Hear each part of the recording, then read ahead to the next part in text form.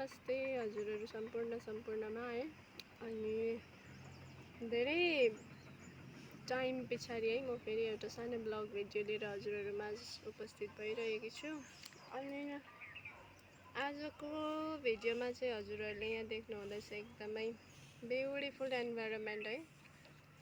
अनि यहाँ देख्न सक्नुहुँदैछ तपाईँहरूले यहाँनिर चाहिँ आज पुरा बेसी आर्मीहरू हुनुहुँदो रहेछ। अनि उहाँहरूको आफ्नो आफ्नो everyone is busy with their work है। अन्त someone are sweeping, someone is watering in plants है। अन्त उहाँ तल चाहिँ उहाँहरू काम गरिरहनु भएको थियो। अनि गरम भएर चाहिँ त्यहाँ रेस्ट गर्नुभएको जस्तो छ एकछिन शीतलमा है। अनि यो एकदमै ढकमक्क भएको छ म्याङ्गो ट्री है फुलेर। यहाँ हेर्नुहोस् यति साह्रो मजाले फुलेको छ है। अनि त्यहीँनिर कटहरको रुख पनि छ है, ज्याकफ्रुटको रुख कटहर है।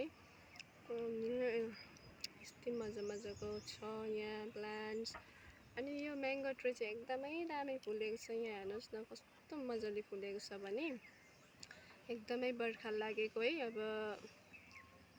हाम्रो पृथ्वीले हरियो साडी लगाए जस्तो है, ग्रिन कलरको साडी लगाए जस्तो इन्भाइरोमेन्ट भइसकेको छ है। अब समर सिजन लगभग स्प्रिङ सिजन एन्ड हुन आँटेको छ है। अनि summer season rainy season start हुनै आँटेको छ है। अनि आजको इन्भाइरोमेन्ट चाहिँ एकदमै राम्रो छ है। घाम पनि ठिक्कै लागेको छन्, त्यति साह्रो कडा घाम पनि छैन।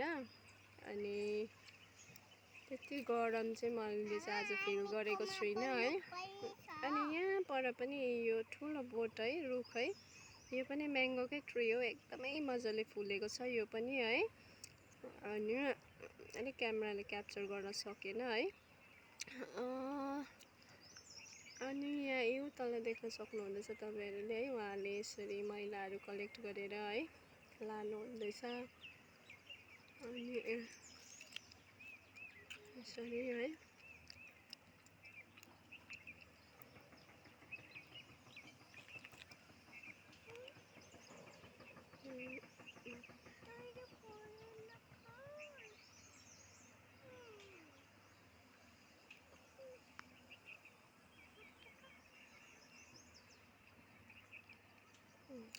देख्न सक्नुहुँदैछ है।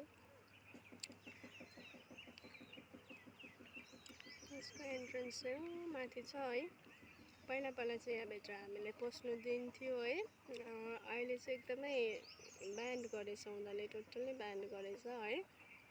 अनि तलको त्यो ठुलो ढुङ्गामा गएर फोटोहरू खिच्नु है। अन्त अर्को पनि छ, यो रुखले छलेको छ है, त्यसको पछाडि पनि त्यस्तै एउटा ठुलो ढुङ्गा छ है। हजुर ओके म टिपिदिन्छु नि बाबालाई। अनि यहाँ चाहिँ मेरो छोरा र छोरी छ है। अनि उसलाई चाहिँ नुहाएर चाहिँ यसो अलिकति घामले भेटोस् है, अलिकति केस छिटो सुकोस् भनेर निकालेको बाहिर है। भाइ यता हेरिदेऊ त, हेलो भन्नु त। हेलो नमस्ते एभ्रिवान भनिदेऊ न। नमस्ते भन्नु न। नमस्ते भन्नुहोस् त।